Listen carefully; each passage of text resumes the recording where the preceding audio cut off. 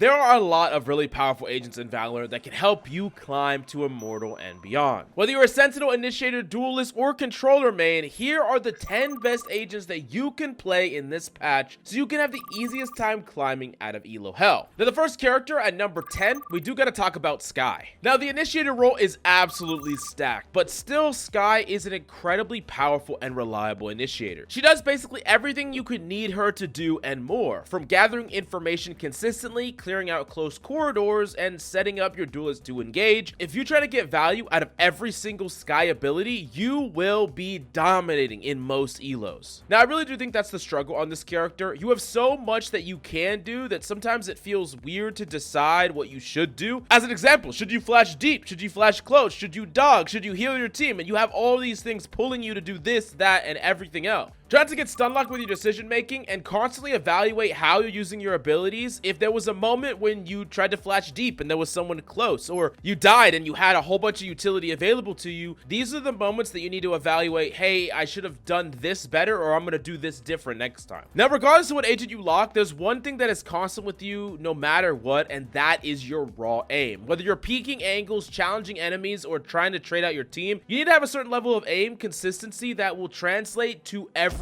single agent, and that's where our skill-capped aim god course comes in. From peeking to movement to warm-ups and more, we have everything you need to level up your aim from a normal level to an insane level as quickly as possible. And with our rank improvement money back guarantee, if you don't climb, you don't pay, so there's literally zero risk. What are you waiting for? Check it out right now in the links down below. Now, the next character that we got to talk about is Clove, and Clove is a fantastic character, especially if you start to master them. I think a lot of people just lock Clove because they want to play a duelist, and they're like, oh, let's just play the most duelist-like other character, controller, whatever, and that's Clove. But really, I think that you should main Clove. You should play Clove. You should get great at Clove, because Clove is incredibly powerful, and I think really underutilized, especially when you only see Jet mains on this character. There's a couple of things that Clove mains really need to nail down. Number one is how they die. Clove mains can come back from the dead and resurrect and even get more kills if they put themselves in a position to not instantly die after their ult and actually frag out and potentially keep up the momentum. They also can smoke after they're dead, and depending on where they die, they can dramatically help their team either by baiting a site or by actually smoking off bombs during retakes or smoking off chokes during defense. There's so much utility and power that you can get depending on how you die and where you die. So if you know that on Clove, you need to try to set yourself up in areas and situations that you're not too far away from your team, you're not lurking too far, you're unable to actually help your team post-death. That's one of the most powerful aspects of Clove. In addition to that, you can't pop your ultimate if you're last alive with no spike down. So understanding that, Clove wants to play far more aggressively when they have ultimate, because you want your team to be able to bait you in those situations, because in reverse, you're not going to be able to get value out of your ultimate. So understanding when to be aggressive, when to die, and where to die is incredibly important on Clove. And if you're just a duelist player, just locking Clove, not putting in the time and effort to practice them and get really good at Clove, then you're putting a lot of value on the table for this super powerful agent right now. And number 8 is Vyse, the newest agent on the block, and this character can be so frustrating to deal with. Incredible stalling capability, really difficult to play into, and also really great at comboing with teammates and taking the role of a proactive initiator as well. I like to think of Vyse as a cross between a sentinel and an initiator, because Vyse gets a lot more diverse value, especially on attack, and being able to lock down points just like a Killjoy or a Cypher, and then on the flip side, be really proactive with allowing your team to take angles, helping your duelists swing corners and engage. It's extremely versatile and powerful. You're also going to get some free round wins just by playing Vyse, because people haven't gotten perfectly used to dealing with Vyse utility or playing around it. Unlike characters like Killjoy and Cypher, where everyone really knows how to deal with this utility, they've done it a million times and they're less likely to make a mistake into it. That's gonna happen a lot more when you're playing Vyse, so it's another little benefit to playing Vyse right now.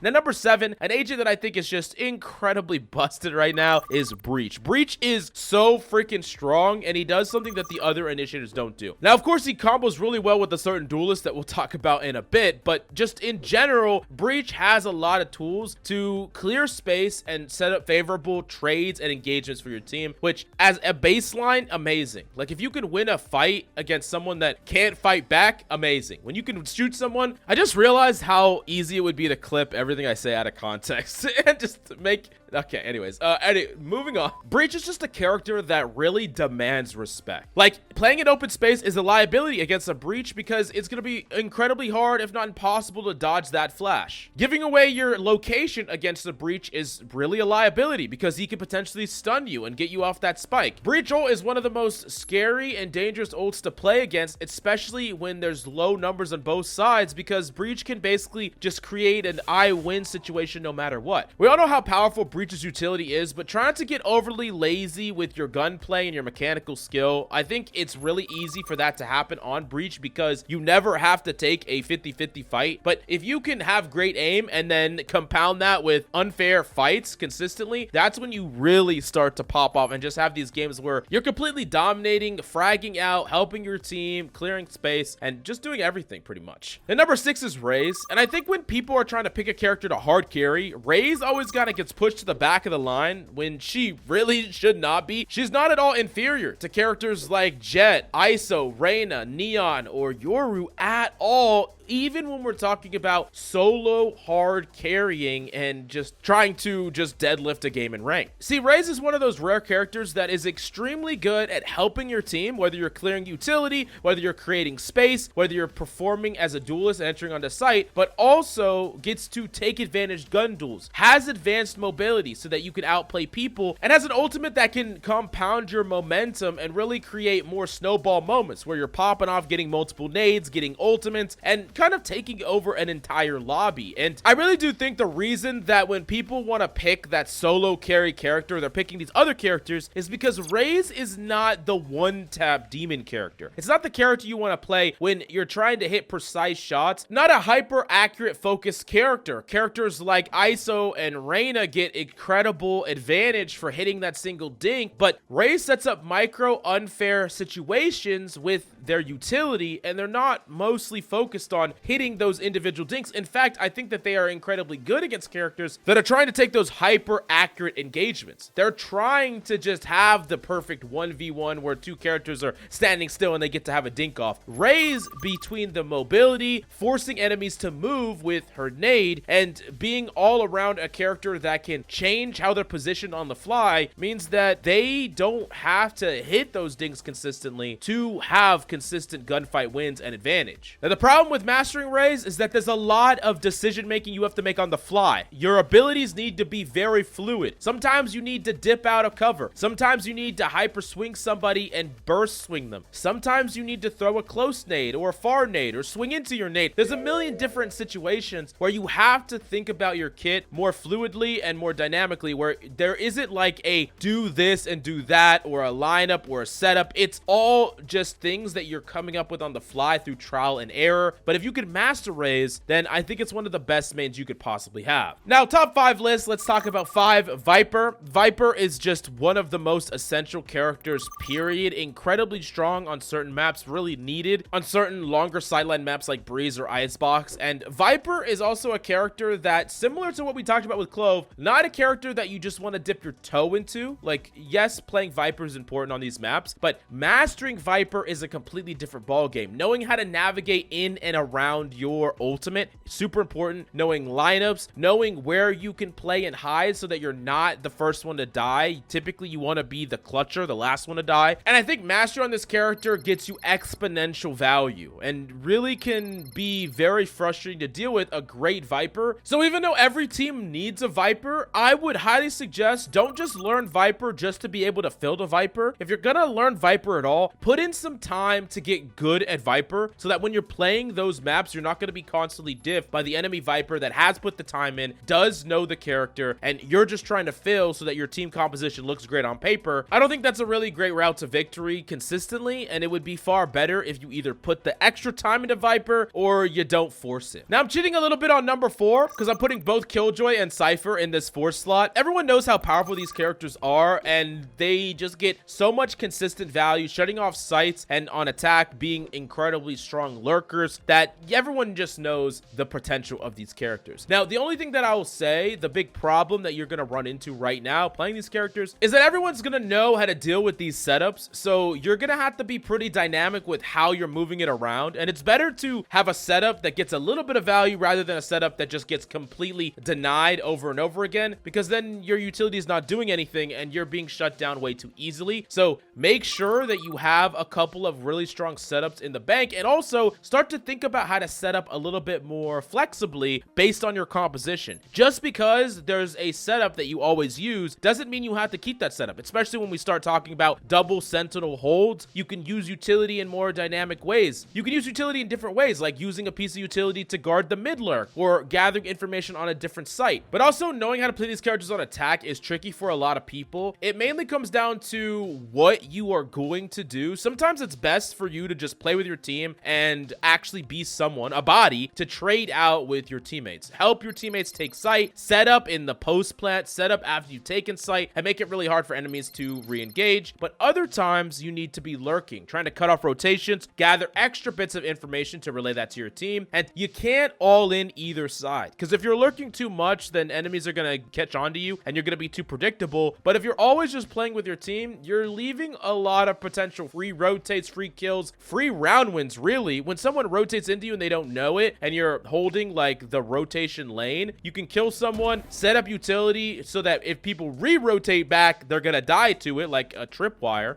and then you play there and your team rotates back, and now all of a sudden the opponents have to rotate back to the other site that is completely given up, and they have to do it through random sentinel utility. It's like impossible. They do that to take things super slow, and then they don't have enough time, or they go fast and then they run right into your utility and then you just get free kills on them. So knowing that you can do things like that is super important, but you can't all in that, because then you could become a huge liability on attack. So the more rounds you can secure for your team on attack, the better and better you are overall, because we all know you're going to get a ton of value on defense. But let's move on to our top 3. Number 3, Gekko. Gekko has just been a super all-star, especially if we're talking about the lower elos underneath Ascendant. Gekko really shines, but still at every single rank, Gekko's amazing. Being able to gather information while you flash, make it so that opponents have to shoot the flash or they're going to get flashed no matter what. This is just amazing. The information combo with the guaranteed flash in one that is not turnable, just incredibly good. And there's actually a pretty big failure rate on flashes in general, especially if we think like a traditional flash, like a Phoenix flash, right? You can flash a corner, swing the corner, and then right when you swing it, someone swings you. Like, they were in a position to be flashed, but the second you swing, they are now swinging the flash and they kill you, right? This happens to flash users all the time. Everyone understands this. But with Gekko, that's never going to happen to you. You're not going to get skamazed by your own ability or put in a situation where it's not favorable for you. There's less required setup and there's less of a failure rate. Most of the time, it's just going to be really easy, really simple, and you're going to get guaranteed value, or you're not going to die for it. Like, you're going to get info at the very least, and you're not going to be in a situation where you throw it out and then you really get punished right away because of timing, or you didn't know where someone was. And in addition to that, Gekko being able to plant is so strong with an ability. Being able to keep your gun out, fight with your team, and just have one less thing to worry about while you're planting that spike is just super strong. But please make sure that you're not sending it out without properly supporting it with utility or engagement. If the spike ends up in no man's land, it's gonna be really hard to get that spike back, and you might just auto lose. So be extra careful of that. But overall, if you want a fresh start in Valorant, I would highly suggest picking up Gekko and starting to main this character. Good in almost any team composition and just so much raw value. I can't recommend him enough. And number 2, of course, I gotta talk about Neon. This character is taking over ranked right now, especially off the back of Breach. Neon is just insane. Being able to double slide, being able to be accurate while sliding, fights in such a unique way that is really hard to deal with. Like, we talked about all these characters that want to fight fight in very precise manners. Neon doesn't. Neon wants to fight scrappy. Neon wants to fight fast and is going to punish all these one-tap Vandal demons that expect a really slow wide peek and not a jumping, running, sliding freaking demon running at them. And of course, Neon's ultimate has become so strong.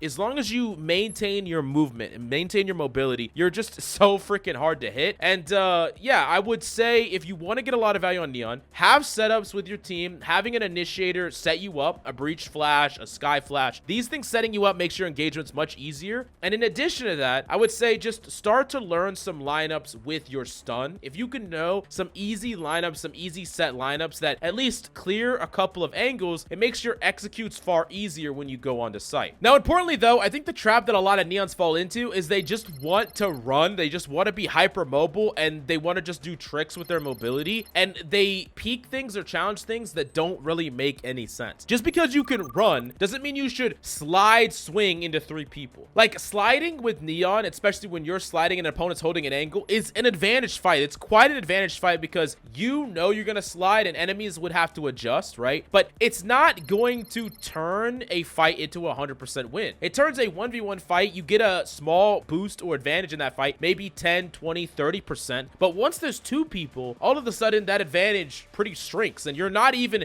advantaged in winning that 1v2 just with a slide. So knowing that, you can't just all in on your movement and expect it to win duels for you outright. You're gonna end up dying. But the great thing about having this mobility is that you can force a fight in a situation where other characters could not. So as an example, you're in a 1v2 and one person's on the far left, one person's on the far right. You can run at the person on the left, take a slide duel swing with them, which is an advantaged fight, and now you use your slide to win the 1v1 duel in a situation where the other person could not trade out, and now you're in a true 1v1. This is what you want. You don't want to set up situations where you know that everyone's gathering CT and they're about to retake onto site, y'all have the bomb planted, and you're swinging 3 people. No, you don't want to set up those situations because you're not forcing the duels that you want to force and that you can force on Neon. So basically, just start thinking about your slide and your engagements with more intent, not just doing it because you can, and you're gonna get a lot more value on this character. Now, last but certainly not least, we gotta talk about Omen. Omen's great. He's the best lurker. He's incredibly strong at engaging onto sites and being someone that is proactive in addition to doing his job at smoking. Very reliable and strong smokes that play really well into his lurking playstyle. And I really can't stress this enough. Paranoia might be the strongest individual ability in the game. It will often either set up guaranteed kills or force out massive amounts of utility. And because you can set up basically lanes where if any enemy is in these lanes, they just can't really do anything to deny it or stop it. They can't turn on it. They can't shoot it. They can't do anything. It's one of those abilities that you can set up a I win scenario. It's not like a failure rate. There really isn't a failure rate when you use this ability properly. And gathering information, setting up the perfect paranoia can be the golden recipe to just win a whole round, just based off that. Making sure that your paranoias actually get value. And that's really the problem with a lot of low rank Omen players, is that they don't get enough value off their paranoias. They're just kind of throwing it down lanes randomly. They haven't really gathered any information. They don't have any strong indicators of where enemies are, and they don't have anyone to play off their paranoia. They're just kind of using it to either stall or they're just using it randomly. But I'm telling you that this needs to be part of your win condition for rounds. And the first step there is just understanding how strong paranoia is as an individual ability. But there's a lot of characters that we didn't include on this list that I think could easily make the cut. It's just, this is really competitive. I mean, we actually cheated and put 11 characters on this list, but there's so many really powerful characters that you could play right now. What is your #1 pick for the best agent in this patch? Let us know. And before we wrap this up, let me tell you a little bit more about SkillCapped. So we offer a 5-division rank up guarantee, and that's a pretty crazy thing to offer. It's like a gym membership guaranteeing you'll get ripped.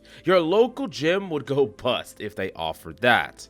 Not us. We've offered this for years because our service really works. It works so well, in fact, that we're able to produce by far the largest catalog of premium Valorant guides on the internet. We add new courses every month with over 1,000 guides curated into 50 courses no one can compare. We also have a direct line of communication with subscribers in our Discord so that you can get connected immediately to some of the best players in the game who will respond to any and all questions asked. Sign up today for as little as $6.99 a month if you are serious about improving. improving. So that's gonna be all for this one today. Thank you so much for watching, and we'll see you in the next one.